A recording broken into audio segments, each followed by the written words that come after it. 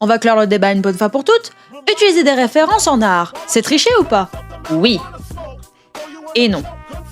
Je t'explique. Déjà, il y a une distinction à faire entre 3 éléments. La référence, l'hommage et le plagiat. Commençons par le pire du pire. C'est quoi en gros plagier en animation? C'est le fait de décalquer, point par point, frame par frame, ou carrément voler la vidéo, l'animation ou l'œuvre de quelqu'un d'autre. Que tu changes les couleurs ou le chara-design, ça revient au même, puisqu'on reprend les intentions et le timing d'un autre artiste. L'industrie de l'animation, notamment en France, est tellement petite, tellement niche, ils auront aucun mal à retrouver ta source si tu le mets sur internet. On n'oublie pas que c'est un délit qui peut aller jusqu'à 3 ans d'emprisonnement et 300 000 € d'amende. Ça fait cher pour du clic. De l'autre côté du spectre, on a ce qu'on appelle la référence, qui est l'utilisation d'un médium comme d'une aide ou d'un cadre pour son œuvre. Ce qui la distingue du coup du plagiat, c'est que c'est tellement transformé à la fin que personne ne pourrait se douter de la source d'où elle provient.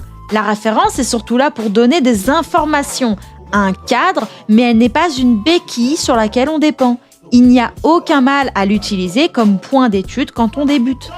Et l'hommage du coup dans tout ça, c'est un peu un entre-deux un peu complexe. Ce que je considère personnellement comme de l'hommage, c'est quand l'utilisation d'une référence est tellement connue du grand public qu'il n'y a aucun doute pour personne sur son auteur ni sa source de base.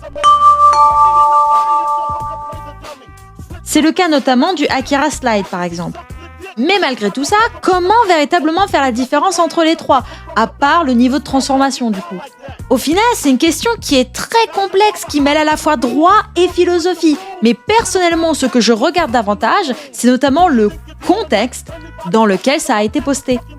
Est-ce que la personne derrière prétend être un étudiant qui ne fait que s'entraîner en anime, ou un professionnel de l'industrie qui a tout fait de A à Z?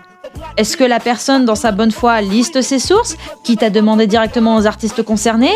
Ou alors, est-ce qu'elle fait tout ce qui est en son pouvoir pour brouiller les pistes? Ayez l'œil, soyez attentifs et surtout, n'hésitez pas à follow pour plus d'animes.